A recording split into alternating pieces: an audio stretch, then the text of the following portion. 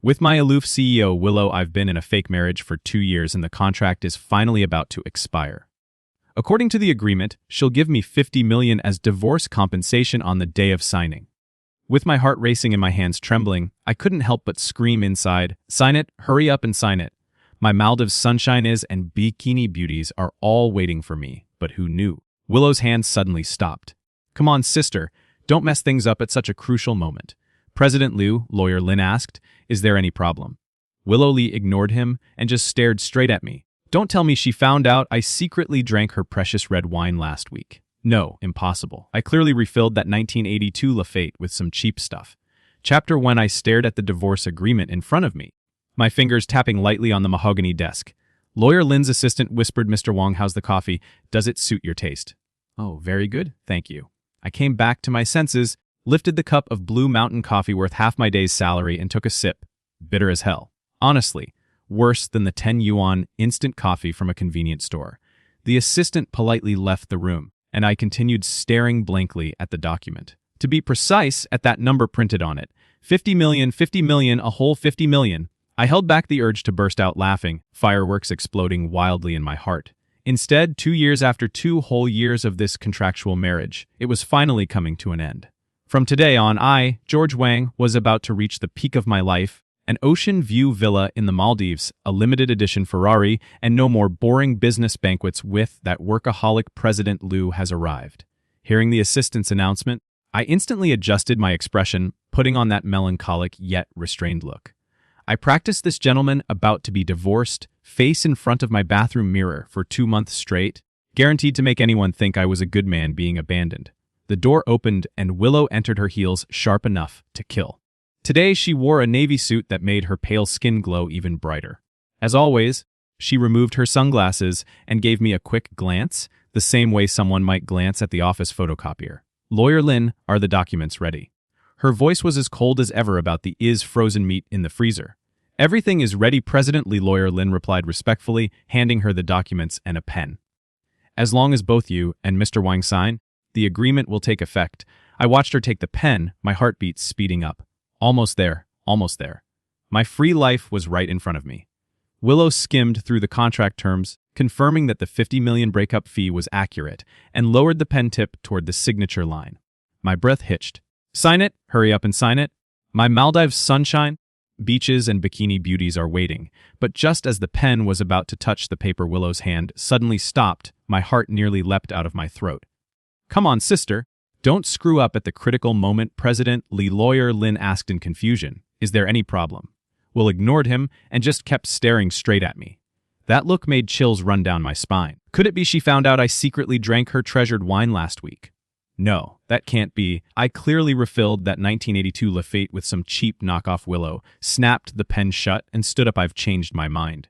This marriage is not ending." My brain instantly crashed what I blurted out, then quickly tried to fix it. Why suddenly crap? My voice was shaking. My 50 million, my ocean view villa, my sports car. What the hell was wrong with this woman? Didn't we agree the contract ended peacefully after 2 years? The company has a new project. Getting divorced now would hurt our image. She picked up her Hermes bag worth a year of my salary and headed for the door. Just before leaving, she turned and added one more stab. "Oh, and tonight's charity gala, don't forget to show up on time." My dear husband, that last word she bit down especially hard. I nearly sprayed my coffee, watching her elegant back disappear. I collapsed onto the sofa, feeling like my whole life had gone gray. My free, damn the charity gala, I had already picked out what suit to wear. Obviously the party armor I'd used to hit the nightclub right after signing the divorce papers. Lawyer Lin coughed awkwardly. "Mr. Wang, then this agreement, just tear it up." I waved weakly, then suddenly thought of something. "Wait, can I at least keep it as a souvenir? At least let me take it home and cry over it, leaving the law firm?" I stood on the sidewalk and called my best bro David. "Hey David, disaster struck." Willow suddenly backed out. "She won't divorce me." "What then, your 50 million gone?" I gritted my teeth. This woman is definitely doing it on purpose. She must have found out I swapped her wine collection.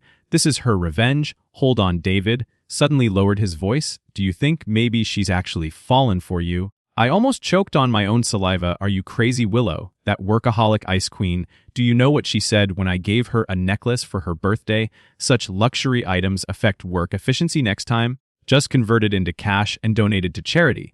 Then why won't she divorce you? Who the hell knows? I scratched my head in frustration. She said it's about company image my ass. We've been married 2 years, and the number of times we've shared a bed can be counted on one hand, like she actually cares the truth.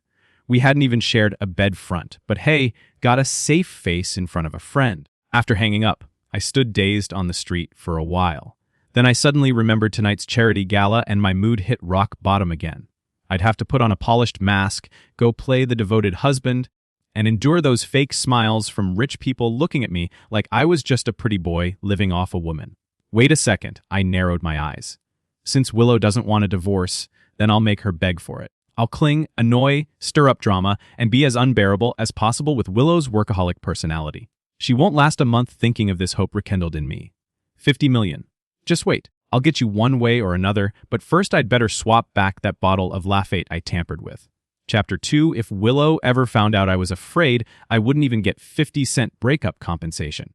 I stood at the door of our marital villa, suitcase in hand, and took a deep breath. 2 years already. Ever since I signed the damned marriage contract with Willow, I could count on one hand the number of times I'd stepped into this mansion. As I slid the key into the lock, my hand trembled, not from nerves, from rage. My 50 million just gone like that. Calm down, George. I muttered to myself, stick to the plan. Within a month, Willow will definitely be the one to ask for a divorce.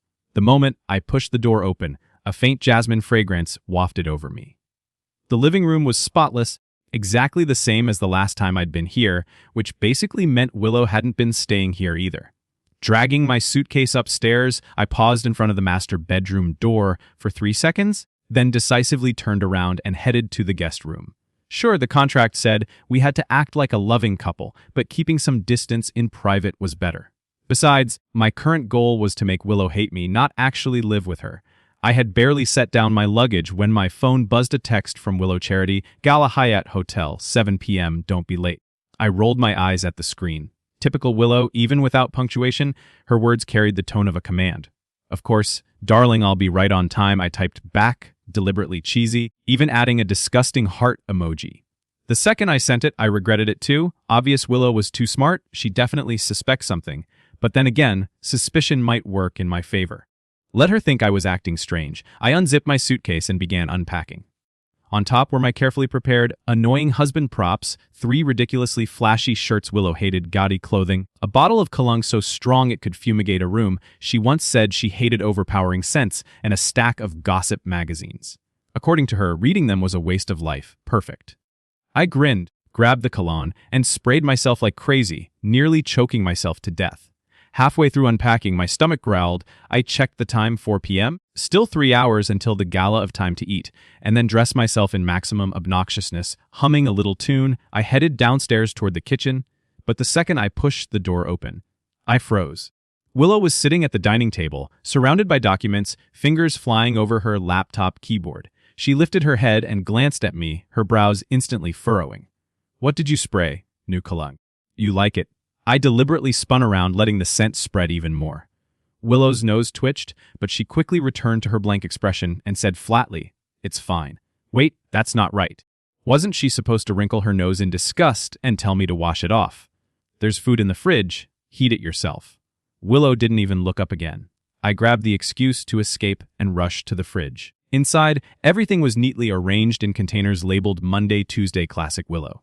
Even meals had to be scheduled. I grabbed a box at random and shoved it into the microwave. While waiting, I stole a glance at Willow. Sunlight streamed through the floor-to-ceiling windows, gilding her figure in gold. Her lashes cast delicate so across her cheeks I had to admit this woman was stunning. Pity her personality was hellish. The microwave chimed with a ding, snapping me back. I took out the container, carried it to the far end of the dining table, and sat down as far from Willow as possible. Willow suddenly said, "Wear the navy blue suit tonight." I was in the middle of shoving food into my mouth and nearly choked. I have my own sense of style. Those flashy shirts of yours will embarrass me in front of clients. I pouted silently, retorting, "Who cares what your clients think? I'm wearing the flashiest one I've got." Willow's fingers paused on the keyboard for a moment, but soon resumed typing. She left behind just 2 words, "Up to you." Weird, she actually gave in. That wasn't Willow's style at all. After finishing dinner, I practically bolted back to the guest room, locked the door, and leaned against it. and Willow was way too strange today. I checked the time, 5:30 time to get ready for the gala, although I'd been full of bravado in my head earlier for the sake of survival. It was safer to go along with her this time. I pulled the navy blue suit, but paired it with a flamboyant red tie as a tiny act of rebellion. By 60:30, when I came downstairs, Willow was already waiting in the living room. She wore a black backless gown, her hair pinned up, her long neck exposed. I had to admit, this woman had the kind of presence that was impossible to look away from. Change the tie. She didn't even turn her head. I looked down at my red tie. Why? I think it matches perfectly like a restaurant waiter, Willow replied as she turned, holding out a navy blue tie. Wear this in my heart. I cursed her out 6 different ways. Control freak, perfectionist, ice queen. Who the hell wants to listen to you anyway? But then Willow suddenly blinked, the corner of her lips twitching just the tiniest bit before her face returned to its usual poker face mask. Hurry up, we'll be late like a puppet on strings. I changed the tie and followed her out the door. In the car, I decided to test something. Staring out the window, I shouted inside my head, Willow is a tomboy. Willow is a tomboy. Willow kept her glued to the files on her tablet, not reacting at all. Guess I was overthinking it. Mind reading was too ridiculous. The charity gala was as boring as ever. I stood beside Willow like some decorative vase plastering on fake smiles for every rich man who came over on the surface. They treated me politely, but their eyes screamed, pretty boy living off his wife. And where do you work, Mr. Wong? A middle-aged man with a face full of fat asked with a smile. I'm a free before I could. Willow cut in smoothly, slipping her hand naturally through my arm. My husband is a freelancer. I almost choked on my own saliva. Willow touched me. Did the sun rise in the west today? Freelancer, so no real job. Then the middle-aged man's eyes glinted with disdain in my head. I cursed his entire family tree, but Willow suddenly gave my arm a gentle squeeze, then said to him, perhaps Mr. Zhang doesn't know my husband is a business analysis expert. Many of our investment decisions are based on his advice. I stared at her in shock. Business analysis expert. Sure, I majored in that in college, but how did Willow know? And blowing my reputation up like this wasn't part of the contract. By the time the gala ended, I was utterly exhausted. This kind of event was worse than hard labor. At least hard labor didn't require fake smiling. Back home, Willow went straight upstairs to the master bedroom. I collapsed on the sofa, pulled out my phone, and texted David. The plans changed. Willow's acting way too strange today. He replied, instantly strange how she actually praised me as a business analysis expert, and she even linked arms with me.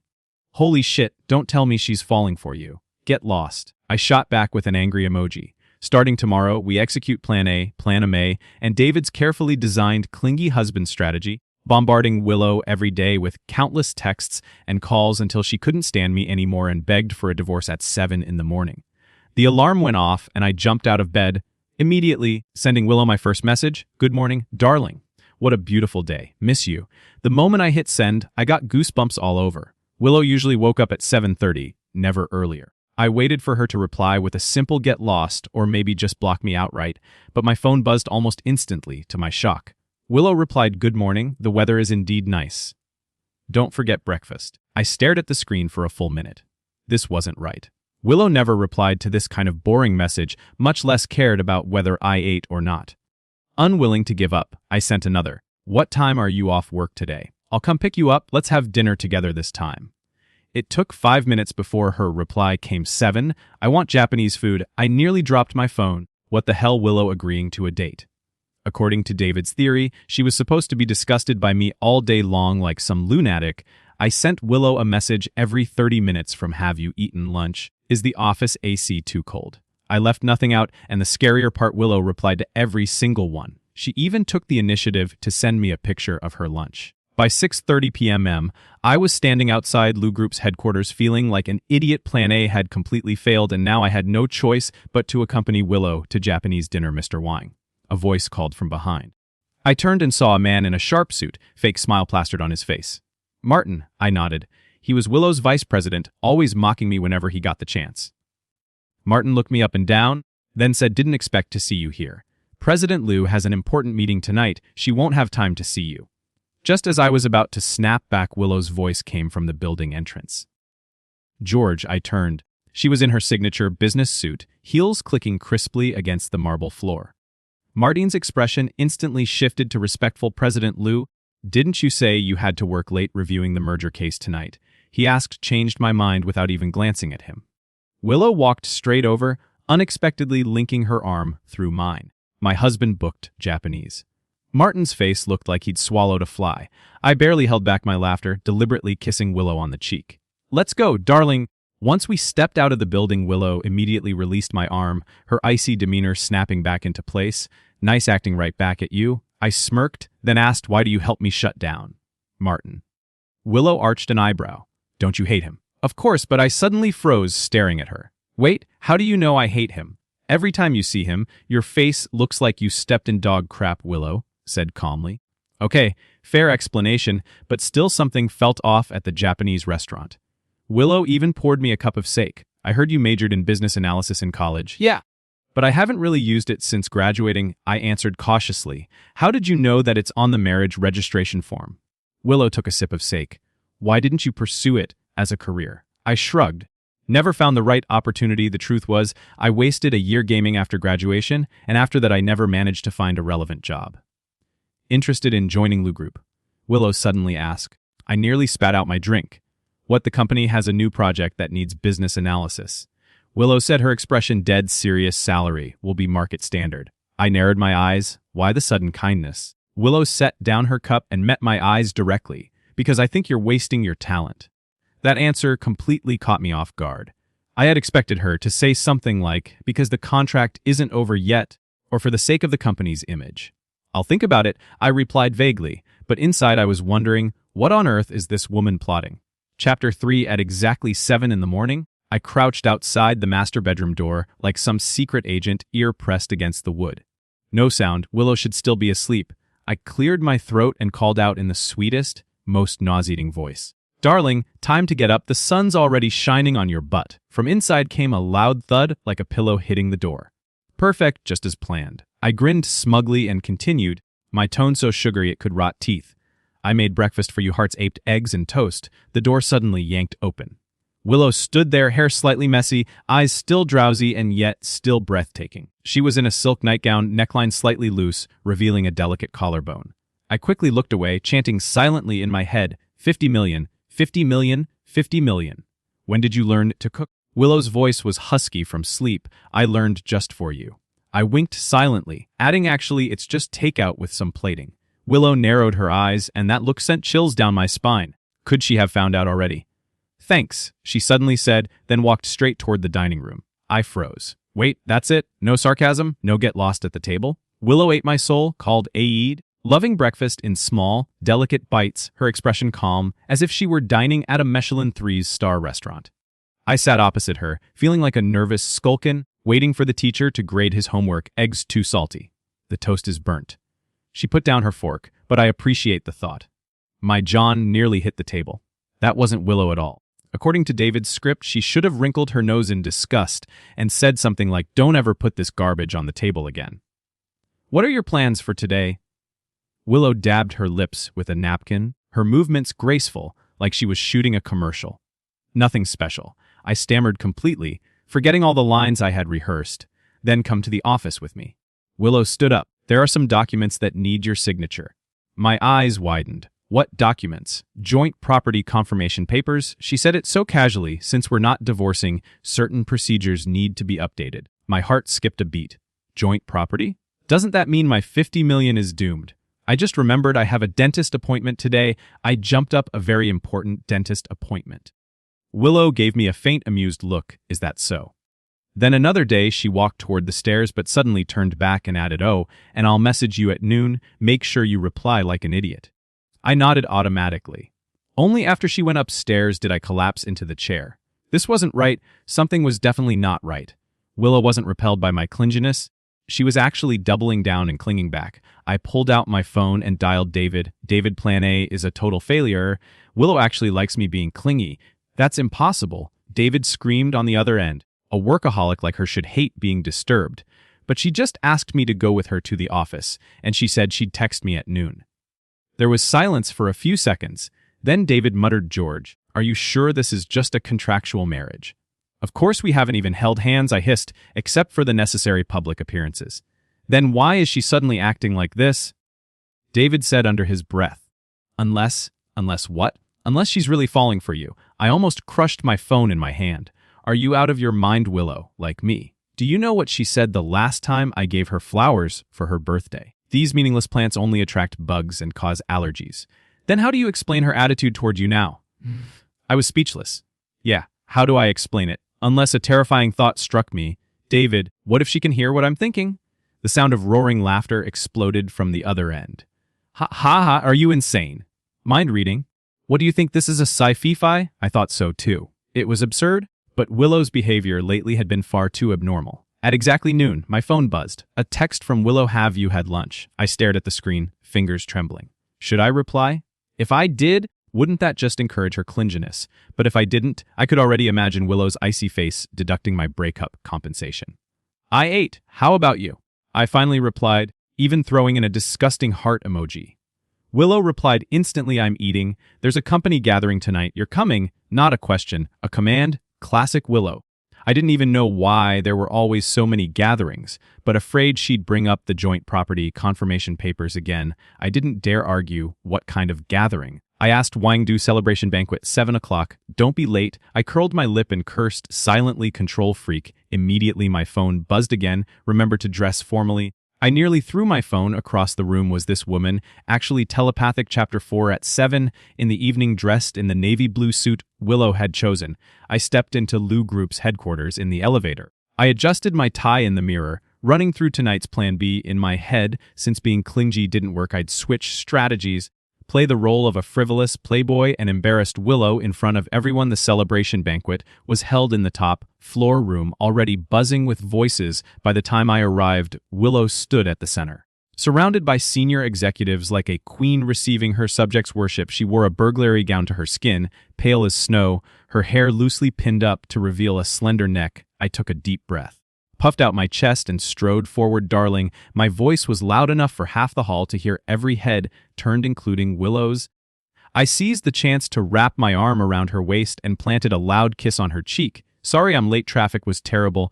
Willow's body stiffened for a moment, but then relaxed. It's fine. She said she didn't push me away. That didn't make sense. I decided to crank it up. Grabbing a champagne flute, I raised my voice, ladies, and a toast to my beautiful wife. Without her, Lu Group wouldn't be where it is today. The executives exchanged glances, but still lifted their glasses. Willow's expression was odd, almost like she was suppressing laughter.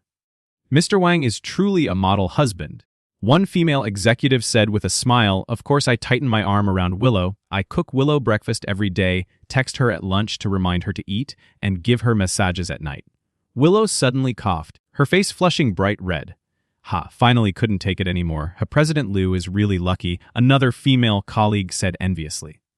Wait, what? Shouldn't they be grossed out, thinking I was some disgusting, clingy fool? Just then a young woman in a low-cut dress staggered toward me and Mr. Wang. Can I buy you a drink? My eyes lit up. Perfect, flirting with a colleague right in front of Willow. Let's see if she can handle that. Of course, gorgeous. I accepted the glass, leaning in close. And your name is? I'm Lisa from marketing. She blushed.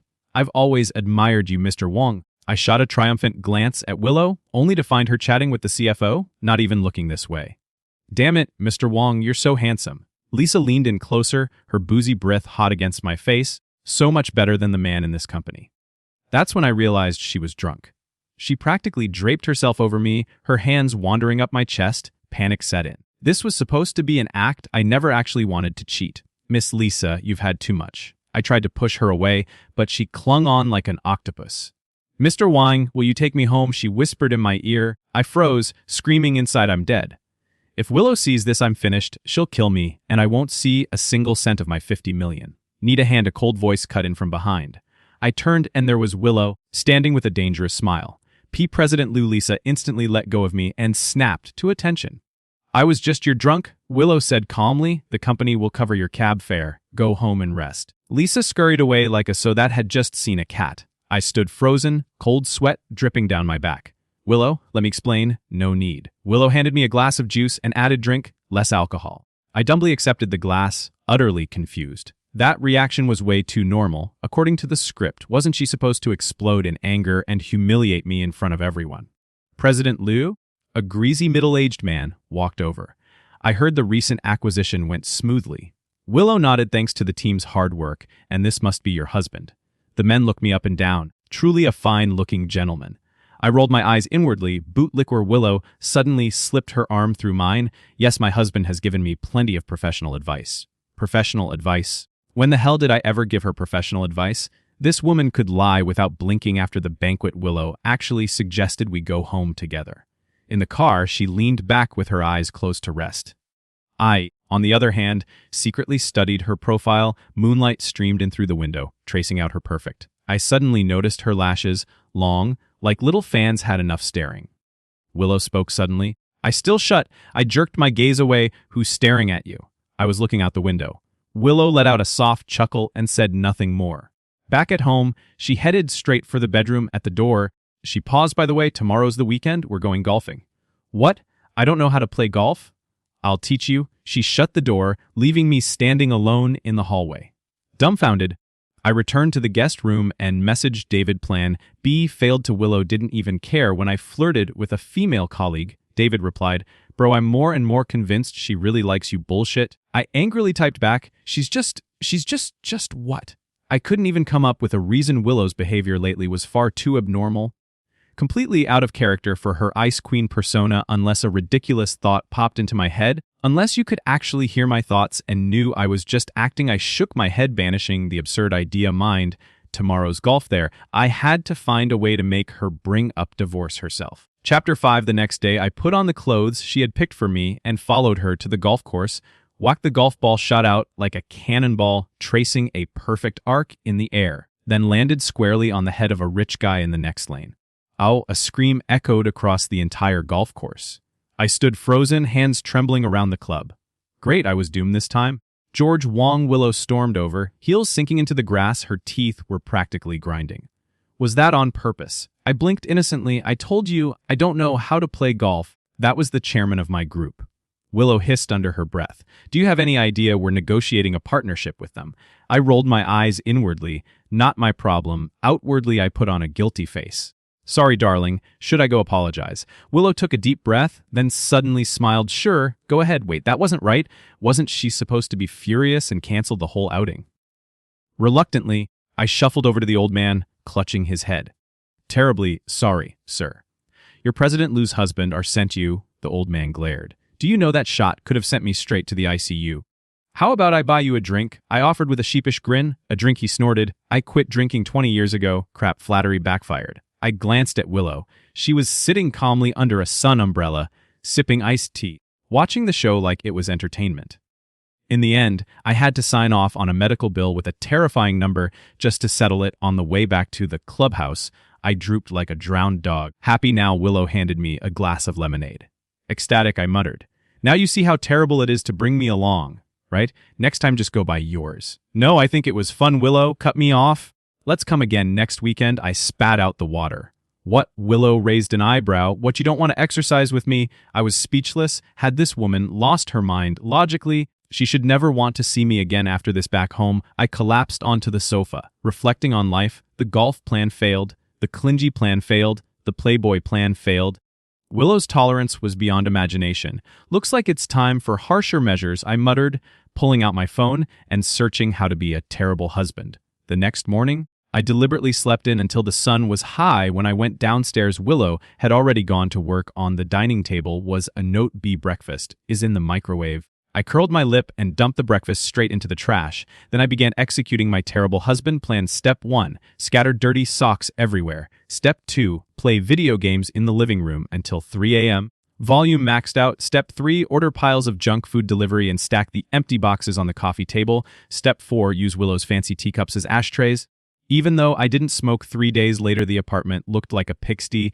I surveyed the chaos proudly. Surely this time Willow would blow her top at 7 in the evening. I heard the sound of the door lock turning. I immediately sprawled across the sofa in the most obnoxious pose, manage hammering away at the game controller with loud pa-pa-pa-paw clicks. Willow walked in her heels, crunching on top of pizza boxes. She looked around and her expression was surprisingly calm. Having fun? She asked. Having the time of my life. I shouted deliberately. Way better than playing golf with you. Willow nodded, set down her briefcase, and began taking off her jacket. Wait, what? Why wasn't she angry?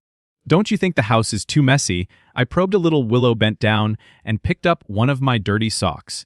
but the cleaning service is coming tomorrow. My jaw almost hit the floor. That's it? No yelling. No slamming the door. I'm tired. I'll take a shower first. With that, Willow headed upstairs, leaving me sitting alone in the trash heap. Questioning my entire existence, plan C failed. The next day was Saturday, and I slept until noon when I finally went downstairs. The apartment was spotless again. My game console was neatly tucked away in the TV cabinet, and all the takeout boxes were gone. Willow sat at the dining table, working a cup of coffee in front of her.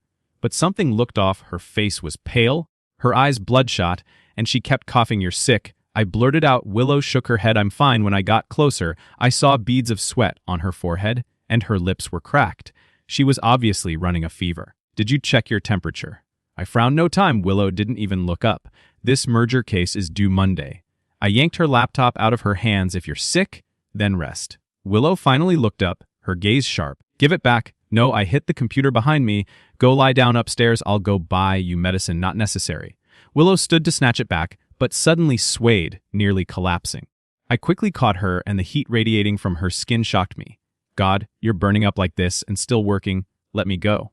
Willow struggled, but her strength was clearly fading. Without another word, I scooped her up in my arms. She was shockingly light, like a weak little kitten pressed against me. "George, put me down." She protested weakly. "Shut up." I carried her upstairs. "Move again and up. Throw you off the stairs." Willow finally stopped struggling, maybe too exhausted to resist. I laid her gently on the bed, pulled the blanket over her, and started rummaging for a thermometer. Medicine boxes in. Willow tried to tell me weakly, "I know where it is." I cut her off gruffly.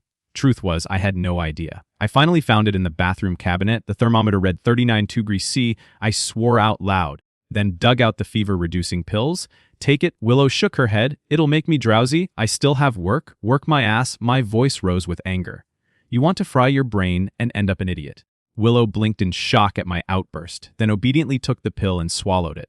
I handed her a cup of warm water. My movements were unexpectedly gentle. "Get some sleep," I ordered. "I'll go buy food." Willow had already closed her eyes, her long lashes casting shadows on her pale face. I stood by the bed for a moment, and a strange feeling welled up inside me. Downstairs, I immediately called David. "David, emergency. Willow has a high fever, so let her call a doctor herself. But she looks really bad." I bit my nails. "What should I do?" There was silence on the other end. For a few seconds, "George, don't tell me you're actually worried about her bullshit." I denied instantly. I'm just afraid if she dies I won't get my 50 million.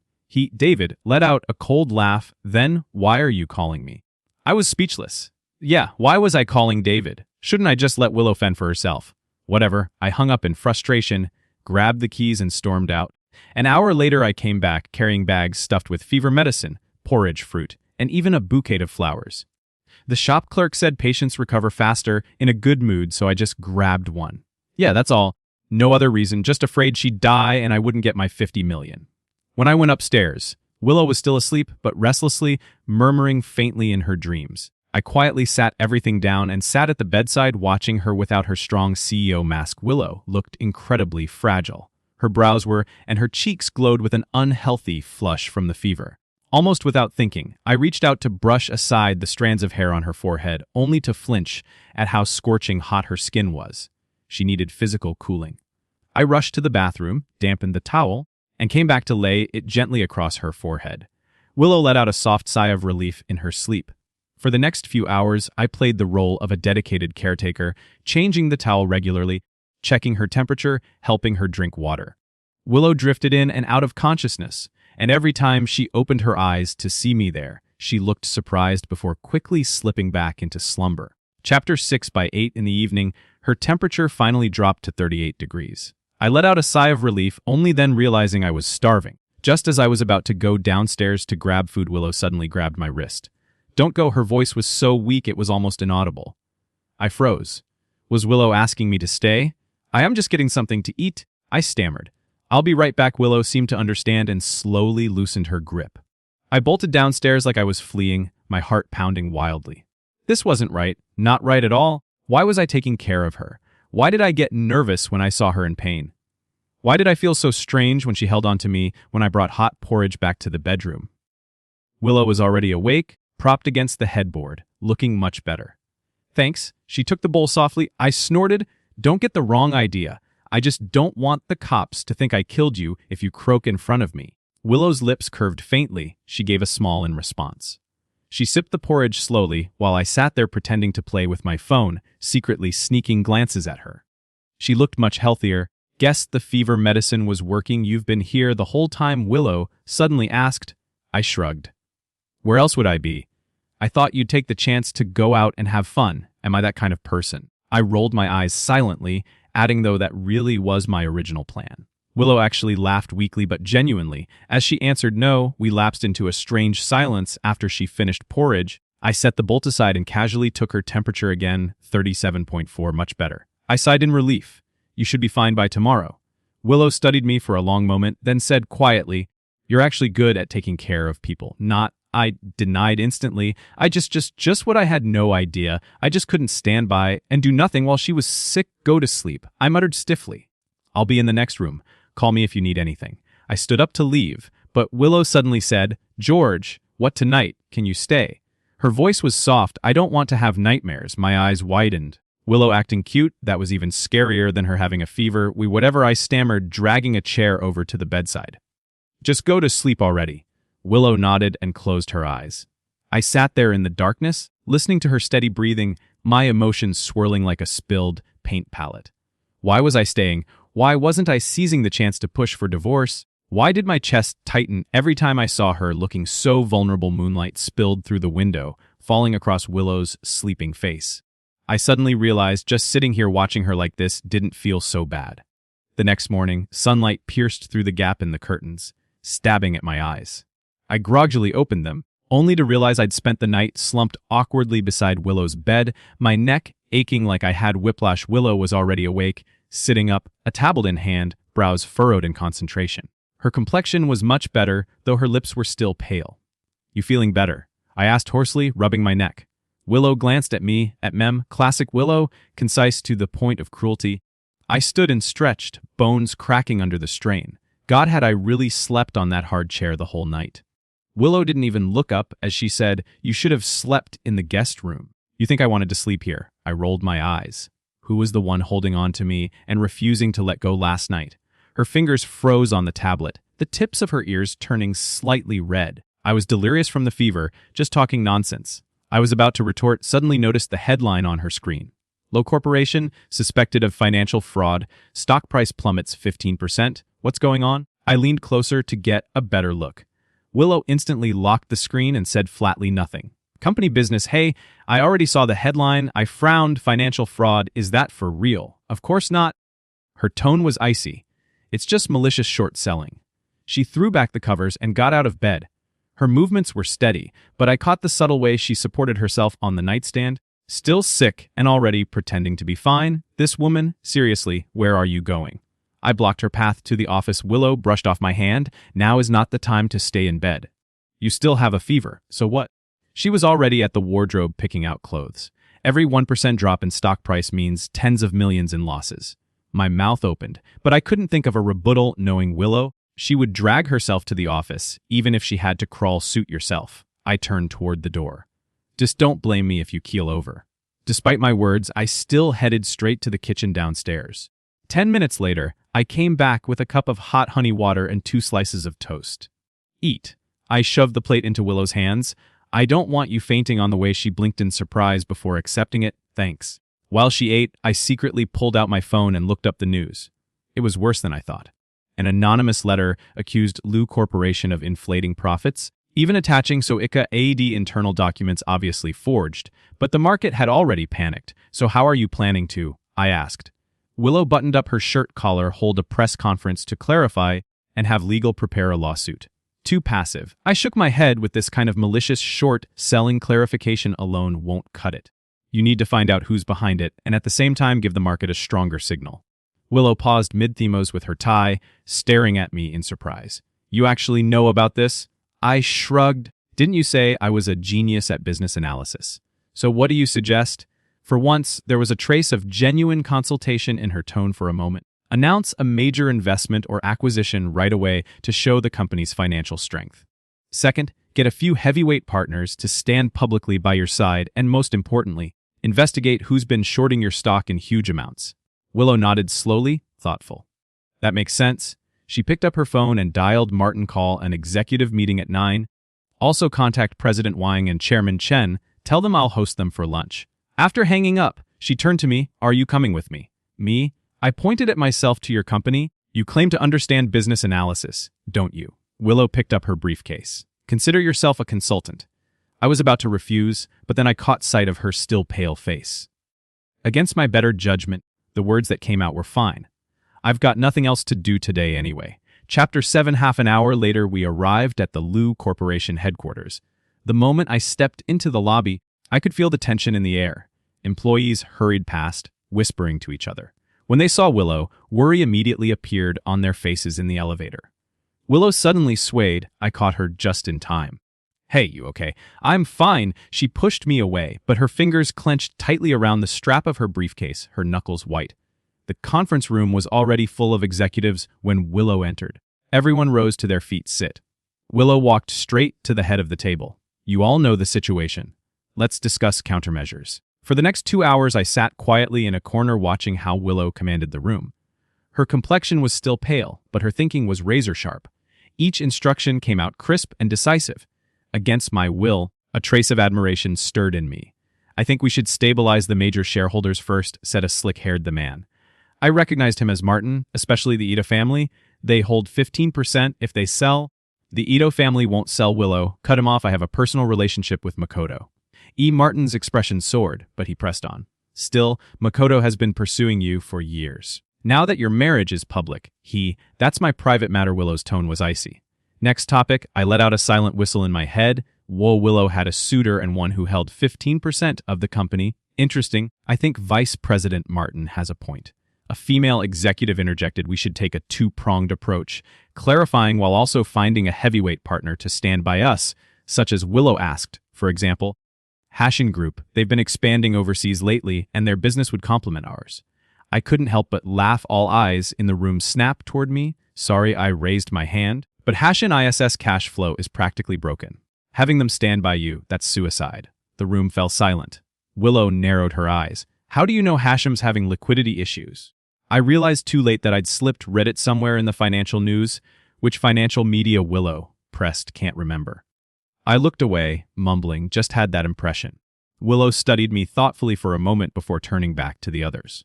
Mr. Wang is right. Hashin isn't a good choice. Any other suggestions? When the meeting ended, most of the executives left. Only a few corps members stayed behind to discuss details. Willow called me aside. What you said about Hashin was that true? Their investments in Southeast Asia tanked last year. Now they're surviving on shorter-term loans. How do you know this? Her sharp gaze felt like it could strip away my lies. I fine. I sometimes do freelance business analysis for friends. Just some investment institutions. I hedged. I helped them analyze company financials and such. Willow was about to press further when Martin approached President Liu. The press conference is scheduled for 3 o'clock. Good. Willow nodded, then turned back to me. You're coming to the press conference with me. My eyes widened. Why would I go? You're my husband at a time like this. Of course you need to appear with me. Willow's tone was firm, leaving no room for argument. We need to send the market a signal of family stability. I opened my mouth to refuse, but when I saw the exhaustion in her eyes, the words stuck in my throat. Forget it. Might as well help her all the way. Before the press conference, Willow's assistant hurried over President Liu. We found a lead. The short sellers are an overseas hedge fund, but there may be domestic capital behind it. Find out who Willow ordered. The assistant hesitated. There are signs that it could be the Ito family. Willow's face instantly turned pale. I caught every word and felt my stomach sink, so that suitor Makoto wasn't such a harmless guy after all. At the press conference, Willow was flawless, futed the accusations of financial fraud, and at the same time announced a new energy project in partnership with a state-owned enterprise. When a reporter asked about our marriage, she even took the initiative to hold my hand, showing a rare smile. My husband has given me tremendous support. Flashes erupted like fireworks. I slipped an arm around her waist, grumbling inwardly. Great acting. Believed it on the way back to the office. Willow's steps were clearly unsteady. I grabbed her. Enough. You need rest. There's still another meeting. Willow protested weakly. Cancel it, I said firmly, half dragging, half carrying her into the lounge next to her office. Lie down, that's and for once Willow didn't resist. She collapsed onto the bed. I touched her forehead, burning hot again. Damn it, I fished out the antipyretics. Take the medicine. Willow obediently swallowed the pill and closed her eyes. I sat by the bed, staring at her furrowed brows and couldn't help reaching out to smooth them. Why are you helping me, Willow? Suddenly asked. I still closed. I froze. What today? She whispered. You could have just ignored it all. I shrugged, even though she couldn't see it. I had nothing better to do. Willow's lips curved faintly. Liar. Hey, I was being nice. I know, Willow interrupted softly. Thank you, I was speechless. Willow actually said thank you. The sun must have risen in the west after resting a Kyle. Willow insisted on going home in the car. She leaned against the window with her eyes closed while I scrolled through Lou Corporation's data on my phone. The more I read, the clearer it became. This short-selling attack wasn't random. The methods were professional, the timing precise.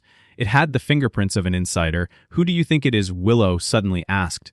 I hesitated. High chance there's a mole. Willow nodded. I think so too. The most suspicious one is Martin. We said the name at the same time. We exchanged a glance, both a little surprised. Willow was the first to look away. He's always wanted to replace me. This crisis just handed him the perfect chance. Want me to dig into it for you? The words slipped out before I could stop them. Damn it, why was I volunteering? Willow looked at me in surprise. You can investigate this. I know a thing or two, I muttered vaguely. I've done similar stuff before, helping friends. Willow nodded thoughtfully. All right, when we got home, Willow took her medicine and went straight to bed. I, on the other hand, opened my laptop and began tracking the hedge fund that had shorted Lou Corporation. Turns out the hacking tricks I'd picked up from a friend hadn't completely faded from memory a few hours later. I started finding some clues.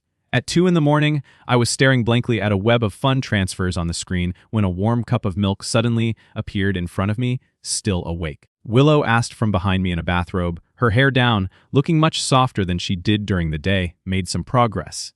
I took the milk and pointed at the screen. Look, the money went through several offshore companies, but in the end it points to Makoto, Willow said coldly. I looked at her in shock. How do you know? Just a guess? Willow sat down beside me. He's always wanted to control Lou Corporation. Pursuing me was only a means to an end. I gave a low whistle. So this is a if I can't have it, I'll destroy it situation, more or less. Willow stared at the screen, but this isn't solid proof yet. I yawned. I can dig deeper, but tomorrow. Then Willow suddenly reached out and touched my face. You look tired. The unexpected intimacy made me freeze. Her hand was cold, but it burned against my skin like fire. I am fine, I stammered. You should go back to bed. You're still not fully recovered. Willow withdrew her hand and stood up. You should rest early too. At the door, she turned back. Oh, and to come with me somewhere where a family dinner, Willow said calmly. My parents want to meet you. My eyes widened. Wait, didn't we agree not to meet each other's parents? But after they hurt, I got married. They came straight over. Willow gave a faint smile. So I need you to play along. A bad feeling twisted in my gut. Play along as in what? As a loving couple, Willow said, then walked away, leaving me staring at the computer screen in a daze. A loving couple with that ice queen in front of her parents, no less. Wouldn't that make getting a divorce even harder? No. Maybe this was actually a chance. If I could make Willow's parents dislike me, divorce might become a lot easier. Excited, I lay down on the bed, plotting tomorrow's plan. At some point, I drifted off to sleep. Chapter 8. Early the next morning, right after breakfast, Willow told me to change clothes. You're really going to wear that? Willow stood at the doorway of the walk-in closet, frowning at the floral shirt in my hands. I deliberately shook out the red and green disaster printed with palm trees. What's wrong with it? Perfect for meeting the parents, my parents, like people who are steady and serious, Willow said flatly. Then, on the least steady person alive, I grinned, slipped on the floral shirt, and paired it with a pair of wrinkled khakis. Well, don't I look like a jobless freeloader living off my wife? Willow gave me a once-over, and to my surprise, the corner of her lips lifted ever so slightly. Suit yourself. Wait, what? Shouldn't she be blowing up and ordering me to change? Let's go, we're running late. Willow turned on her heel, her high heels clicking sharply against the floor as she headed downstairs. I hurried after her. Hey, your parents know this is a contract marriage, right? They don't? Willow didn't even look back. They think we're madly in love. What, I almost tripped down the stairs. You lied to them at the bottom. Willow turned, tilting her head to look up at me. Is that a problem? Of course it is. I jumped down the last few steps. What if we slip up? Then don't slip up. Willow handed me a gift bag. This is tea for my father. Remember, you bought it specially from Hangzhou. I stared at the beautifully wrapped box. When the hell did I right now? Willow cut me off, shoving another little box in my hands. This is a pearl necklace for my mother. You picked it out in Japan last month. Wait, And another thing, she didn't give me a chance to object. My father likes talking politics. Don't respond. My mother will ask if we plan on having kids. Just say we'll let nature take its course. I stood there with my mouth hanging open, looking like an idiot. Was this woman treating me like a puppet on strings? Got it. Willow arched an eyebrow. Got it, my ass. I finally found my voice. Your parents aren't idiots. Who the hell are we supposed to be fooling with this? Willow suddenly leaned in close, so close I could catch a faint whiff of her perfume. George, just play along this once, and I'll give you an extra 10 million when we divorce. My breath caught 60 million. That's 60 million in total deal. I instantly switched, faces plastering on a sycophantic grin. My dear-in-laws are definitely going to love me. Willow rolled her eyes and strode toward the garage. I scampered after her, already daydreaming about how to spend 6 in the car. As I fastened my seat belt, I asked, "By the way, why didn't you tell your parents the truth?" Willow's fingers tightened on the steering wheel. They're very traditional. They'd never accept something like a contract marriage. Oh, I nodded. Then suddenly a light bulb went off in my head. Wait, no, how did I let this woman trick me into this? I want a divorce, remember. If we don't divorce, even with the extra 10 million, I'll never see the money. No? I have to make her parents hate me. If they think their son-in-law is useless, they'll definitely persuade her to divorce me. 50 million should be plenty. Then Willow slammed the brakes, and I almost kissed the windshield. What the hell, red light, Willow said expressionlessly, though I was pretty sure I caught the corner of her lips twitch weird. Was she holding back a laugh? Meanwhile, in my head, my genius plan continued. I'll act rude and boorish, chew with my mouth open, order her around, maybe even pick a fight with her dad at dinner. Just then, Willow's voice floated casually through the car. Careful how you behave if your performance doesn't pass and my parents end up advising me to divorce. You won't see that 60 million. My eyes went wide. That's blackmail. It's incentive, Willow corrected calmly. Behave well, and you get the bonus. I slumped back in my seat, fuming silently and cursing Willow in my head. This woman was a devil, forget mind reading. She was clearly just a calculating capitalist. Willow's parents lived in a villa on the outskirts of the city. As soon as the car stopped, a well-spread IED middle-of-ad couple came out to greet us. Willow's mother was so well-immense, she looked at least 10 years younger than her actual age. Her father, on the other hand, wore a stern expression, a classic retired official look. Dad, Mom. Willow got out of the car, smiling for once. Willow Mrs. Lowe hugged her daughter tightly, then turned her eyes on me, and this must be George. Hello, Uncle. Auntie. I instantly switched to my obedient son-in-law mode, offering the gifts with both hands. Here's some tea and a pearl necklace I brought for you. It's just a small token. Mrs. Liu's eyes crinkled with delight. What a thoughtful young man. Mr. Liu accepted the tea, nodding gravely. Westlake Longjing, not bad. I sneaked a glance at Willow. She was watching me with that half smile again. Inside the house, Mrs. Liu sat me down and started bombarding me with questions. George, how did you and Willow meet? I froze for a second. At a business forum, Willow answered smoothly. He was an invited analyst. I stared at her in surprise. Wow, that lie rolled right off her tongue, really. Mr. Liu perked up. So you know economics, just a little, I said modestly. What's your opinion on the current stock market? He shot back, Dad. No work talk during meals. Willow cut in quickly. Afraid I'd say something stupid. Lunch was a feast, an overwhelming spread of home-styled dishes, all cooked by Mrs. Lowe herself. I took one bite of the braised pork belly and nearly teared up. Way better than Willow's calorie-counted health meals. Is it good? Mrs. Liu asked expectantly. It's amazing, I exclaimed sincerely. Auntie, your cooking is out of this world. Miss Liu beamed with joy, piling more food into my bowl. I ate so heartily that I completely forgot about my terrible plan. George, Mr. Liu suddenly spoke. I heard you're a freelancer. Crap, here comes the death question. I put down my chopsticks, bracing myself for the storm. Yes, Uncle, I answered honestly. I mainly help some investment firms write analysis reports.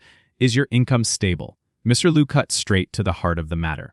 Sweat began to bead on my forehead. According to my original script, I should have bragged about how amazing I was, but instead not exactly stable, I admitted, surprising even myself. Competition is fierce in this field. Sometimes I don't get a single job for an entire month. Willow kicked me under the table again, this time much harder. I winced at the pain, but went on. But it's gotten much better recently. Willow introduced me to a few regular clients.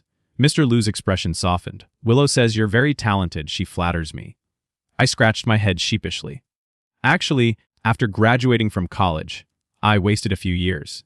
It wasn't until I met Willow that I picked up my profession again. The words were half truth, half, but they rolled off my tongue smoothly. Willow looked at me in surprise, as if she hadn't expected me to say that it's normal for young people to have ups and downs. Mr. Liu actually smiled. What matters is that you don't give up.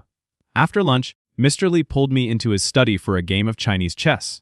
My chess skills were terrible, but to my surprise, we got along well from economic trends to history and politics. I discovered this retired cadre was actually a man of deep insight.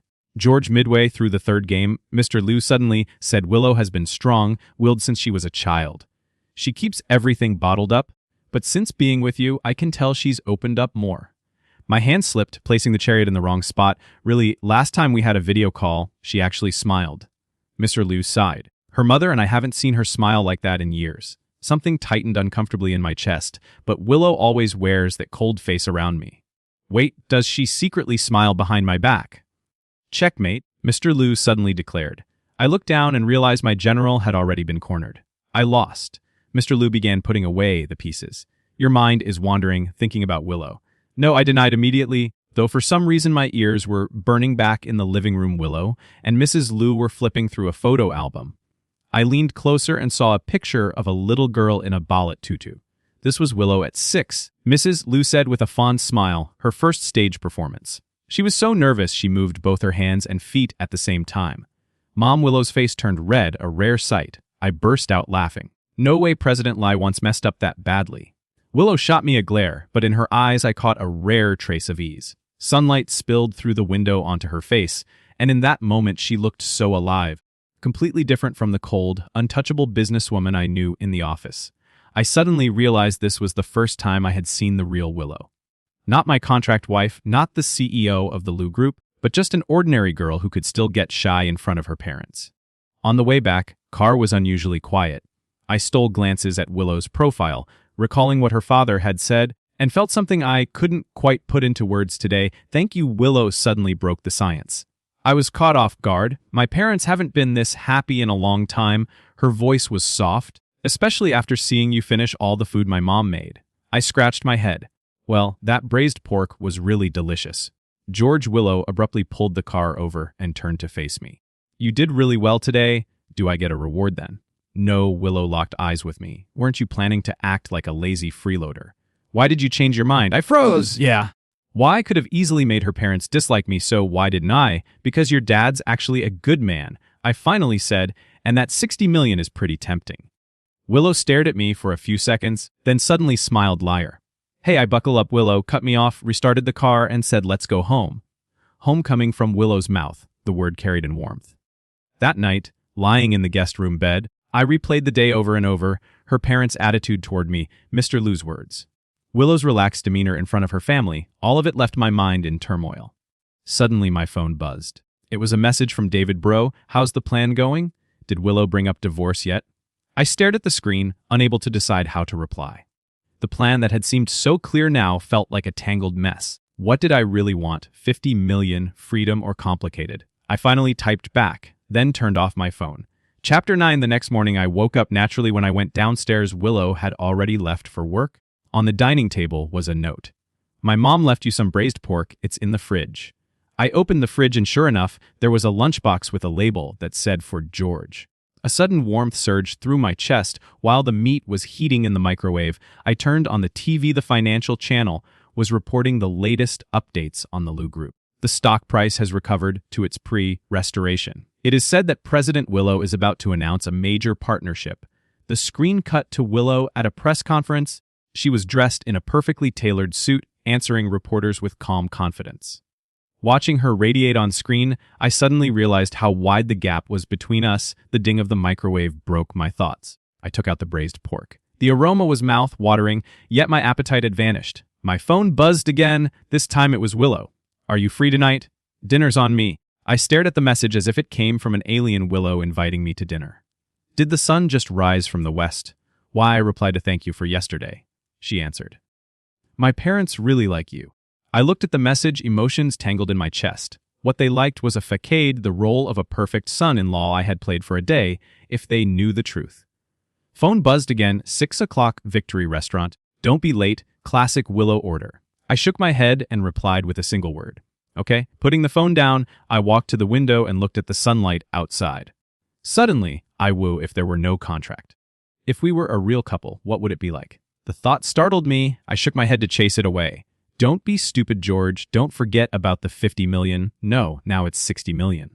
But why, when I thought, did my heart not leap the way it used to? Victory Restaurant was the most expensive Cantonese place in town. Rumor had it a single meal could cost an ordinary person's monthly salary. I stood at the entrance, tugging at the only decent navy blue suit I owned, feeling utterly out of place. Sir, do you have a reservation? The doorman asked politely. A Willow booked a table, I murmured. The doorman's expression instantly turned respectful. A guest of President Liu, please. This way he led me through the glittering hall into a semi-private vape booth. Willow was already there, head bent over some documents. Today she wore a dark green dress, her hair loosely pinned up, exposing her slender neck. Under the soft lights, she looked like a living oil painting. You're here, Willow said without looking up, and mem. I pulled out the chair and sat down. How are your parents? They're good. My mom even asked when she could invite you to dinner again. Willow closed the file at last and lifted her gaze to me. Let's order. I opened the menu and gasped inwardly at the prices for digits for a single dish. That's robbery. You order. I'm not familiar with this. I quickly shut the menu and pushed it toward her. Willow raised an eyebrow. Last time at the Japanese restaurant, you ordered like a pro. That was Japanese food. This is Cantonese, different story. I gave an awkward chuckle. Willow didn't press further. She smoothly ordered a few signature dishes. After the waiter left, the room fell into an awkward silence, so I scratched my head. Why exactly are you inviting me to dinner today? Willow lifted her teacup and took a sip. I told you to thank you for yesterday. Cut it out. I interrupted. No need for that between us. What's the real reason? Willow set down her teacup and met my eyes. Makoto is back. I froze. Oh, your former suitor. Willow's expression grew serious. He contacted me this morning, said he wanted to discuss a partnership. I frowned. That backstabber. There's no direct evidence it was him. Willow said calmly, and in business there are no permanent enemies. I let out a derisive laugh. So he almost brought your company down and now he comes grinning, talking cooperation. That's why I wanted to talk to you about it. Willow's voice dropped lower. He asked me to have dinner with him tomorrow night alone. My fingers clenched the napkin unconsciously alone, and Mom Willow studied my reaction. Do you think I should go up to you? I forced myself to relax. We just in a contract marriage anyway. You can meet whoever you want, really. Willow narrowed her eyes. Of course, I spread my hands dramatically. I'm not the kind of petty husband, you know. Good. Then I'll go, Willow replied crisply. A strange heaviness pressed down in my chest, as if cotton had stuffed my heart. The waiter happened to bring the dishes at that moment, easing the tension for a while. I picked up food mechanically, unable to taste a thing. By the way, Willow suddenly said there's a charity auction tomorrow night. Go in my place. My eyes widened. Why? I'll be meeting Makoto, remember. Willow said evenly. I set my chopsticks down. Willow, what exactly are you scheming? No scheme. Willow dabbed the corner of her lips. I just think you should take part in more social events. After all. What? After all, you are my husband now, at least in the public's eyes. Willow's tone suddenly sharpened, and I'm sick of hearing people call you my kept men. I shot to my feet, the chair screeching harshly against the floor. Who said that plenty of people? Willow met my gaze coolly. Since the day we got married, the rumors have never stopped. Her words hit my chest like a sledgehammer. I had always pretended not to care. But hearing it straight from Willow still stung. I need the restroom. I turned and left the booth, needing space to breathe inside. I splashed cold water onto my face and stared into the mirror. 2 years now I'd been playing Willow's contract husband, showing up at events, enduring the disdainful looks of the rich and powerful. But I had never once considered what kind of pressure Willow herself had been enduring. Back in the booth, Willow was on the phone when she saw me walk in. She ended the call with a simple "see you tomorrow, Makoto," I asked. Willow nodded. He changed his mind. Now he wants to meet at the charity auction. I clenched my fists, so that means I don't have to go anymore. No, you're still going. Willow's eyes grew complicated. He said he wants us to attend as a couple. I let out a cold laugh. How generous of him. George. Willow suddenly placed her hand over mine. If you don't want to, I'll go. I cut her off. Of course I'll go. How could I miss the chance to meet your old suitor? Willow frowned slightly but stayed silent. We finished the rest of the meal in heavy silence. The atmosphere weighed down like lead. When we got home, Willow went straight to the study. I sat on the living room couches, scrolling through my phone for information on Makoto. The screen instantly filled with headlines. Business prodigy Makoto returns home. Heir of the Ida Group strikes again with overseas Ma. Diamond bachelor Makoto. A woman in his heart. That last gossip piece had a Koto, an old picture of Willow and Makoto together in the photo. A younger Willow was wearing an evening gown standing beside a tall, handsome Makoto. The two of them looked dazzlingly perfect together. I shut off my phone, my chest aching. This was the kind of man Willow deserved, wasn't it? A business elite born into a powerful family, not someone like me. A so-called AED-kept man with no real career. The next evening I put on the suit Willow had chosen for me, adjusting my tie in front of the full-length mirror. The men in the reflection looked decent enough, but I knew it was all an illusion. Strip off the designer clothes and I was nothing ready. Willow appeared at the door tonight. She wore a backless gown, her hair elegantly pinned up, revealing the flawless lines of her shoulders and neck. Around her neck, a diamond necklace glittered brilliantly, and I nodded stiffly in the car. Willow kept reading documents while I stared out the window at the city flashing by, my chest heavy with unease. Listen, Willow suddenly closed the file and said, "No matter what Makoto says tonight, don't lose your temper." I sneered. "What, worried I'll embarrass you?" "I'm worried you'll get hurt." Willow frowned. "Makoto and someone you can handle easily." "Thanks for the concern," I said bitterly, "but I can take care of myself." Willow sighed, saying nothing more. The charity auction was held on the top floor of the Peninsula Hotel.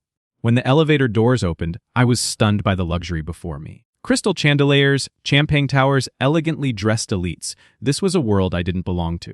President Liu, a deep male voice, called from behind. I turned and saw it all, strikingly handsome and striding over, dressed in a tailor coat. Every movement radiated the effortless elegance of high society.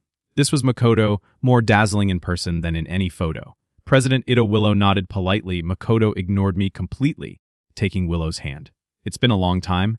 You're even more beautiful," without betraying any emotion. Willow withdrew her hand. "Thank you, this is my husband, George." Only then did Makoto Ida glance at me, his eyes filled with disdain, as if looking at a fly. "So this is President Liu's husband." He deliberately emphasized the word husband, drawing quiet chuckle from those nearby.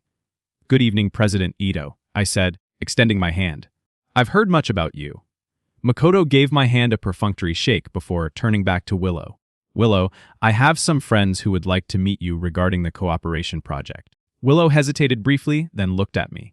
"You'll be fine on your own for a while, of course." I forced a smile. "Go ahead." Watching Willow walk away with Makoto, I clenched my fists tight. This was the life Willow truly wanted, wasn't it? To stand beside someone like Makoto, an elite who could casually discuss billion-dollar, is not someone like me, a worthless kept man with no real job. I grabbed a glass of Shen and drifted along the edges of the hall alone. Every so often curious glances landed on me, followed by hushed whispers. I didn't need to hear clearly to know what they were saying. "That's Willow's boy toy. He's nothing but a freeloader." What does President Liu even see in him? One glass after another, I drank too much. The alcohol blurred the sharp edges of those voices, but only made my pride sting more. "Mr. W," a strange voice called. I looked up to see a slick-haired, the man standing before me, Martin, Willow's vice president. "Vice President Martin." I nodded, trying to steady myself. "Drinking alone?" Martin asked with feigned concern. "Where's President Liu talking business?" I answered curtly. "Oh, with President Ida." Martin gave a knowing smile. "They go way back.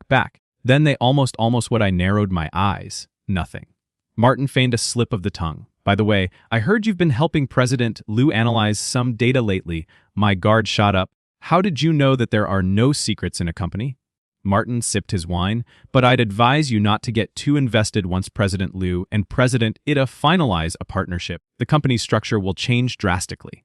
"What do you mean exactly?" What I said. Martin lowered his voice. "President Ida has had his eye on the Liu Group for years, and he still has feelings for President Liu. You get what I'm saying?" I shot up from my chair. "What exactly are you trying to say?" "Relax." Martin took a step back. "I'm just giving you a friendly warning. When they reconcile you, her contract husband will be dismissed. Isn't that right?" My blood turned cold. Just a guess," Martin smirked. "After all, how could President Liu really fall for someone like you?" I didn't wait for him to finish, my heart pounding. I turned and stormed away. How did Martin know our secret? Did Willow tell him, or had our arrangement become so obvious that everyone already guessed it? At the center of the hall, the auctioneer was presenting a jewel. From a distance, I saw Willow and Makoto sitting in the front row. His hand rested intimately on the back of her chair as he leaned in to whisper something. I couldn't see Willow's expression clearly, but she didn't pull away. A sharp pain struck my chest. I set down my glass and quietly slipped out of the hall. The night wind cooled my burning face, and only then did I realize tears were streaming down. Pathetic, I was actually jealous over a contract wife, heartbroken over a woman who never truly belonged to me. Back at the villa, I went straight to the guest room and began packing. 2 years of farce had to end. Willow didn't need a burden like me, and I didn't want to live this humiliating lie anymore. 50 million, 60 million, to hell with it. Some things matter more than money. From the closet I left behind all the designer suits Willow had taught me. I only packed my old clothes and my laptop, taking one last look at the room that had never truly been mine. I gently closed the door. In the living room I left a note. The contract is over. I wish you happiness. Chapter 10th. Just a few simple words, yet they drained every ounce of my strength, leaving the keys behind. I dragged my suitcase toward the door at that moment. The sound of the lock turning echoed through the silent living room. Willow stood in the doorway, her face pale. "Where are you going?" Her voice sliced through the silence like a knife. She stood there, still in her high heels, car keys clutched in hand, her chest rising and falling rapidly. I froze in place, the suitcase handle digging painfully into my palm. I just need some air with a suitcase. Willow sneered, her eyes landing on the crumpled note in my hand. "What's that?" Instinctively, I balled the paper tighter in my F. Willow strode forward, snatched the note from my hand, and unfolded it. Her eyes scanned the words quickly, her expression darkening with each line. "What's the meaning of this?" She glared at me, her voice trembling slightly. "The literal meaning." I looked away. "The contract is over, you're free." "I don't agree." Willow tore the note into shreds. "We signed a contract, then call it breach of contract." I let out a bitter laugh. "Take the penalty out of my 50 million." George Willow suddenly raised her voice. "What the hell is wrong with you?" "What's wrong with me?" I shouted back, unable to hold it in, watching you and Makoto whispering so sweetly. Am I supposed to pretend nothing happened? Listening to everyone mock me as your boy too, am I supposed to just smile through it? Willow's eyes widened. You actually care about that? No shit, I yanked off my tie. What man wouldn't? But you always acted like, because that was part of the contract, I cut her off. Play the loving couple, remember? But I can't keep acting anymore. Willow's face turned ashen. Is this because of Makoto? It's not just him. I took a deep breath. Martin knows our secret. He told me that once you reconcile with Makoto, this contract husband will be dismissed. Willow's pupils constricted sharply. How could he possibly know you're asking me? I sneered. I should be asking you, did you tell him? Of course not. Willow's voice was sharp. Why would I ever? Doesn't matter anymore. I waved my hand warily. It's going to end sooner or later. Better to end it now, while I still have a shred of dignity. I reached for my suitcase, but Willow pressed her hand down on mine. Wait, her fingers were ice cold, yet they burned like fire against my skin, sending a shiver through me. What else? I forced myself to sound cold. Willow bit her lip, as if torn between choices. Finally, she lifted her head and looked straight into my eyes. Martin was wrong. I will never get back with Makoto. That was never even a possibility. Why? I laughed bitterly. Because he nearly destroyed your company. Come on, Willow. You're the one who said it. There are no permanent enemies in business. That's not the reason. Willow's voice softened suddenly, almost a whisper. It's because I already have someone I like. My heart skipped a beat. Who? Willow didn't answer. Instead, she let go of my hand, walked over to the liquor cabinet, and poured 2 glasses of whiskey. She handed one to me, then tilted back her own and took a long gulp. George, her voice rasped slightly from the alcohol. If I tell you a secret, can you promise not to run away? I looked at her warily. What secret? Promise me first. Fine. I promise. Willow drew in a deep breath, as if summoning courage. I can hear your thoughts. I froze for a second, then let out a laugh. What? I can hear what you're thinking, Willow said. Enunciating every word since the day we were preparing for divorce, I suddenly started hearing your thoughts. I stared at her, searching for any sign that she was joking. But her expression was frighteningly serious. You're insane. I took a step back, mind reading. What is this? A sci-fi movie. Last Wednesday morning in your head you called me a controlling OCD. Ice Queen. Willow's voice was calm, and yesterday afternoon when you saw me talking to Makoto, they really looked like a perfect match. My blood froze in an instant. Those were all things I had thought, things I had never said aloud, and Willow continued. At the golf course, when you deliberately hit Chairman Ma at the ball, you thought, huh? This will definitely piss her off. The glass slipped from my hand and shattered on the floor. Whiskey spilling everywhere. Couldn't be real. Absolutely couldn't be prove it. My voice shook. If what you're saying is true, then what am I thinking right now? Willow locked her gaze on mine and slowly said, you're thinking if this is real, then what about when I, in the bathroom with her photo, stopped? My face burned scarlet as I cut her off. Enough. I believe you, God. How humiliating. And she actually, my brain short circuit completely. Willow's lips curved in the faintest smile. Now do you believe me? I collapsed onto the couch, burying my face in my hands. So for the past 2 months, you've been hearing all my thoughts, including the ones where I cursed at you, and the dirty ones, especially those. Willow's tone carried a hint of amusement. I let out a wail, wishing the ground would swallow me whole. Too embarrassing. Never in my life had I felt such shame. Wait, I suddenly realized something. So you already knew I wanted a divorce just for the 50 million, Willow nodded. I knew from the very first day. Then why didn't you expose me? Because for once, Willow hesitated. At first, I thought it was amusing. Later, what later? I realized you weren't as shallow as you pretended to be. Willow's voice softened. You worried when I was sick. You showed the best of yourself in front of my parents. You stood up for me when my company was in crisis. I was left speechless. She had known everything, she had seen it all, so I forced the words out. The reason you kept me was because I like you. Willow met my eyes directly, not contractually, for real. My heart pounded like it had been struck with a hammer. Willow liked me. Willow, the Ice Queen, the untouchable president of the Lu Group. You're joking, right? I stammered. Me, a useless freeloader. How could you possibly? You're not useless. Willow cut me off. You just hide behind a mask. The truth is, you're smarter than most and kinder than most. I opened my mouth, but no sound came out. No one had ever evaluated me like this before, not even my parents. And Willow added, I've heard all of your inner thoughts, the good and the bad, and I still fell in love with the real you. Her words were like a key, unlocking the tightly sealed door of my heart. Suddenly I realized why it hurt so much to see her with Makoto, why the thought of leaving was so unbearable. Because, damn it, I had fallen in love with her. Not the fake act written in the contract, not greed for her money, but truly, genuinely in love with this strong, smart, occasionally tender woman. My voice trembled. I like you too. Willow's eyes lit up. Really? Yes. I nodded. Even though you have a bad temper, you're controlling, and you're a workaholic. Willow raised an eyebrow. Are you sure this is a confession? But you are you. I took a deep breath. And I seem to have fallen for exactly who you are. Willow suddenly laughed, the most beautiful smile I had ever seen. She stepped forward and gently hugged me. Then, can you not leave now? I hugged her back, breathing in the fragrance of her hair. I'm not leaving. We stayed in each other's arms in the living room, neither of us speaking. After a long while, Willow finally let go of me. By the way, about Martin, how did he find out our secret? I frowned. My guess is he guessed. Willow pondered. He's always wanted to replace me, so maybe he investigated you and Makoto, I said bitterly. You two looked pretty cozy chatting tonight. Willow rolled her eyes. I was trying to get information out of him. He was indeed involved in shorting the Lu Corporation. But the evidence isn't enough, yet so you're using him. Aha, Willow gave a sly smile. Just like you once planned to use me to get 50 million. My face flushed. Can we let that one go already? No way. Willow poked my chest. I'm going to tease you about it for the rest of your life. Fine.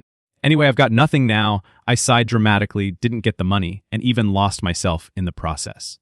Willow suddenly grew serious. George, about that, if you really want the money, stop. I covered her mouth. If I took the money and left now, wouldn't that make me a real jerk? Willow pulled my hand down. I'm being serious. If you have your own career plans. I do have an idea. I hesitated. You once said I could work at the Lu Corporation. Does that still stand? Willow's eyes lit up, of course. But I don't want special treatment. I said firmly, I want to prove with my own ability that I deserve you. Willow's gaze softened. Silly. You've always deserved me. A rush of heat filled my chest, and I lowered my head to kiss her. Willow's lips were softer than I had imagined, carrying the mellow taste of whiskey. She responded to my kiss, her fingers clutching tightly at mine. Just as we were lost in each other, Willow's phone suddenly rang. She glanced at it impatiently, then her expression changed drastically. It's an emergency call from the company. Answer it. I released her. Willow picked up her face, growing more and more tense. When did this happen? All right, I'll be there right away. What happened? I asked the moment she hung up. It's bad. Willow's face was pale. Martin, and the core team resigned together and poached several of our major clients at the same time. Rumors about product quality issues in the Lu Corporation have exploded online, and the stock price is plummeting.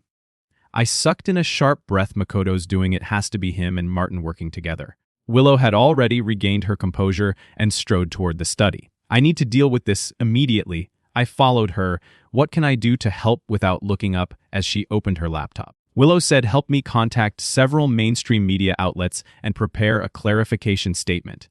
Then check the background of those clients to see if there's any chance of salvaging them. Understood. President Lu, I gave a half-joking salute. Willow glanced up at me, the corner of her mouth lifting.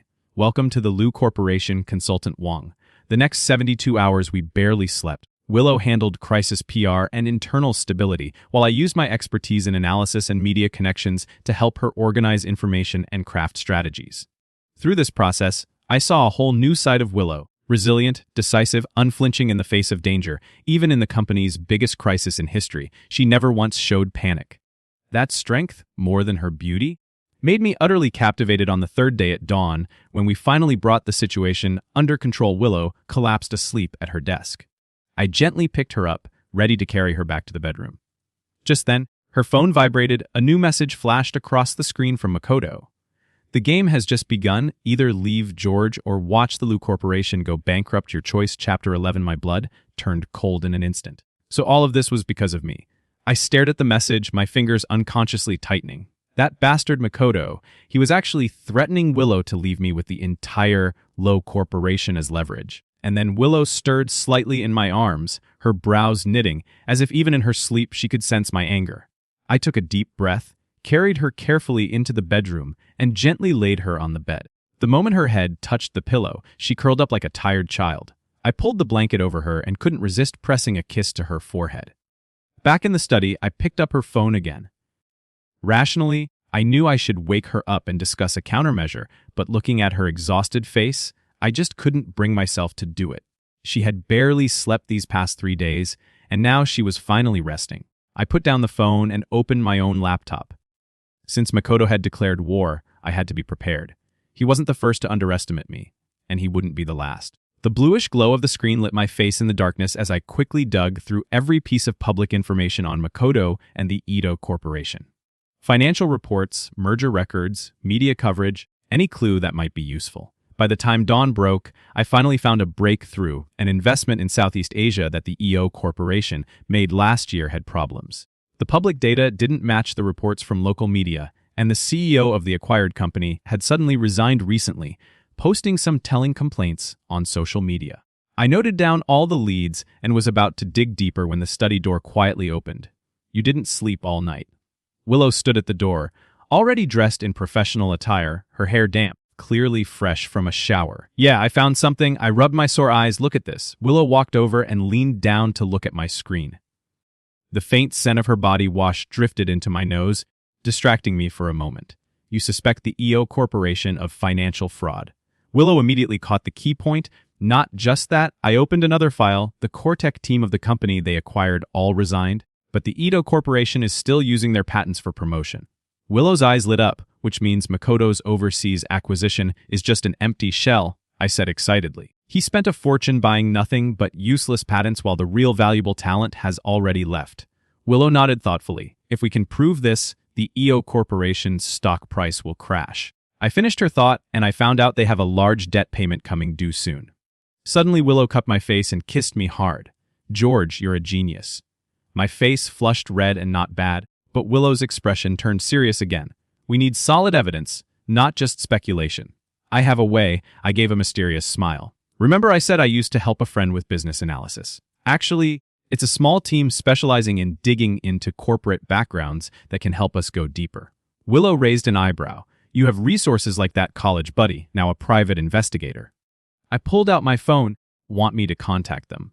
Willow nodded. Do it immediately. At the same time, we need to stabilize the company. She picked up her own phone, saw Makoto's text message, and her expression darkened. So it really was him you already suspected? Yes. Willow let out a cold laugh. Such dirty tricks, it fits his style perfectly. I hesitated, Willow. If things really get worse, you could what Willow's sharp gaze cut through me, leave you. I lowered my head. I don't want to see you lose the company you built from scratch. George. Willow lifted my chin, forcing me to meet her eyes. Listen carefully. Even if the Lu Corporation really goes bankrupt, I will never bow to Makoto. A company can be rebuilt, but there's only one of you. My heart felt like it had been struck hard, aching and swell at the same time. When did this woman, once so cold and untouchable, learn to say things like this? And besides, Willow released me, a cold smile curling on her lips. We haven't lost yet. The following 2 weeks we worked as if we were at war. Enough investigator friend dug up lethal dirt on the Ito Corporation. Not only did their Southeast Asia acquisition have issues, but several of their domestic projects also showed serious violations.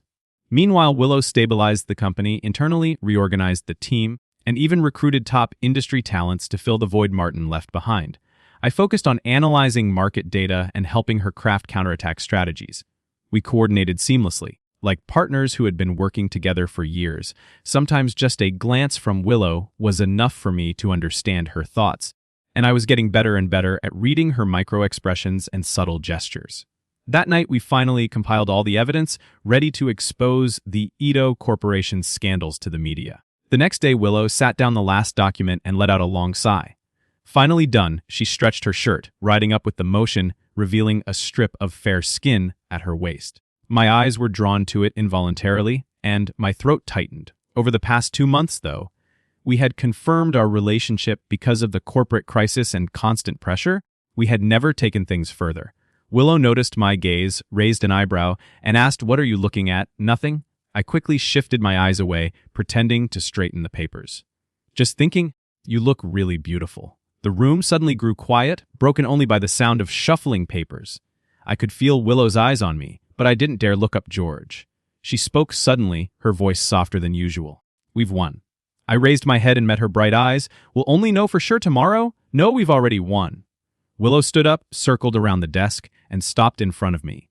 "Makoto can't threaten us anymore." She was so close I could smell the faint fragrance of her perfume. My heartbeat quickened and sweat dampened my palms. "Willow," my voice tightened, "do you know what you're doing?" "I do."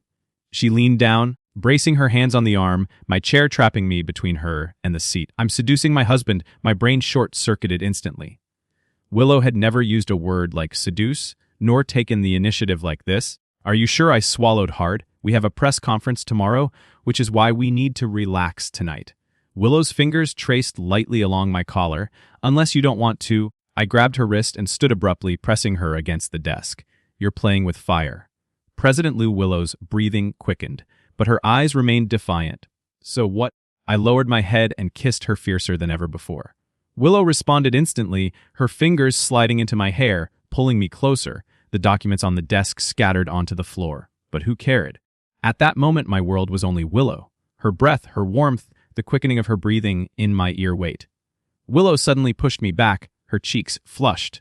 "Let's go to the bedroom." I scooped her up into my arms and strode toward the master bedroom. Willow felt impossibly light in my embrace, yet filled me with a sense of unparalleled fulfillment. I kicked the bedroom door shut behind us, and we poured 2 years of restraint and longing into that night when Willow trembled beneath me. Reaching her peak, I felt as though I had conquered the entire world. Afterward, I held her close, my fingers absently-mindedly tracing circles on her smooth back, leaning against my chest, Willow's breathing slowly circling. "Does it hurt?" I asked softly. "A little," she admitted honestly, but her lips curved in a satisfied smile. "But it's good." I kissed the top of her head. "I thought you'd be more experienced." Willow pinched me. "And what exactly do you think I am?" No, I hurried to explain. "I just mean you're so outstanding and you've had so many admirers." "Work kept me too busy," Willow said softly. "And besides, I never met someone I truly wanted to be with until you met me." I asked shamelessly. Willow shot me a glare. "Don't get cocky. I just couldn't get rid of you." I laughed loudly, flipping her beneath me. "Then let me annoy you once more." Her protest was swallowed by my kiss that night with each other's bodies, like is discovering a new continent, tirelessly giving and taking. Chapter 12. The next morning when the alarm went off, I forced my sore eyes open. Willow was already awake, leaning against the headboard, reading documents. She was wearing my shirt, her hair casually tied up mourning. She didn't even look up. "The press conference starts at 10. You have an hour to get ready." I propped myself up and kissed her bare shoulder. "Did you sleep well last night?" Willow finally set down the papers and turned to look at me. "You already know the answer." Her lips were slightly swollen, and there were marks on her neck that I had left. Seeing these battle trophies, I couldn't help but grinned smugly. Stop grinning. Willow gave me a push. Get up, today's important. Yes, President Lee. I gave her a mock salute, jumped out of bed, and rushed into the bathroom. The press conference was packed with reporters. Willow stood on stage in a sharp, white suit, speaking with confidence and grace as she presented the evidence of the Ida Corporation's violations. Based on these facts, Willow concluded calmly, we have submitted a formal report to the Say Commission and we will take legal action to protect our rights. Reporters snapped photos furiously, the flashing lights blinding. I stood in a corner of the room watching the radiant Willow on stage, my chest swelling with pride. Just then, my phone vibrated. It was a message from my investigator friend Bombshell Makoto Ito, suspected of insider trading evidence sent to your email. I immediately opened my email and quickly scanned the attachments. It truly was a bombshell of Makoto buying massive amounts of put options just before shorting the Lu Corporation. I quickly caught Willow's eye from the stage. She understood instantly. After answering the current question, she said, "Excuse me, I've just received an important update." Then she revealed the new discovery. The room erupted into chaos and several reporters immediately started live broadcasts. Within half an hour, Ito Corporation's stock price plunged, forcing Makoto into an emergency trading halt. When the conference ended, Willow was surrounded by a swarm of media. I stood at the outer edge watching her handle every question with composure and confidence, my heart brimming with pride. "Mr. Wong," a familiar voice came from behind me. I turned to see Martin standing there. His suit was wrinkled, his face haggard and exhausted. "Vice President Martin," I said coldly, "what do you want?" "I came to apologize." Martin lowered his head. "Makoto lied to me. He said he only wanted President Liu to change her mind. So you betrayed the company," I sneered. "And now that you see Makoto about to go down, you come crawling back." Martin's face grew even. "You lie, Mr. Wang. I've worked at the Lu Corporation for 10 years. Then all the more reason you shouldn't have betrayed Willow." I cut him off. "But don't worry, she's already preparing to sue you." Martin's expression turned ash. "No chance at all." "None," I said firmly. "You make a mistake, you pay the price. Even a child understands that." Martin opened his mouth to say more, but Willow's voice came from behind me. "George, let's go." She walked up, naturally linking her arm through mine without even sparing Martin a glance. "How was the press conference?" I asked, though I already knew the answer. "Very successful." Willow smiled faintly. "Makoto should be scrambling in panic right now." We walked out of the venue side by side, the sunlight spilling warmly over us. "Shall we celebrate tonight?" I suggested in a low voice. Willow raised an eyebrow. "And how exactly do you plan to celebrate?" "You'll find out when we get home." I gave her a mischievous wink that night. We opened a bottle of champagne at home, celebrating both the resolution of the crisis and our real wedding night. Tipsy Willow leaned against my chest and suddenly whispered, "George, thank you." "Thank me for what?" "Thank you for not leaving," she said softly. "Thank you for choosing to stay and fight by my side." A warmth surged through my chest, and I lowered my head to kiss her silly. "I'm not going anywhere." Moonlight streamed through the curtains, falling across the bed and outlining our entwined silhouettes. That night we were no longer contract spouses, no longer business partners, just two people in love embracing the purest intimacy and warmth.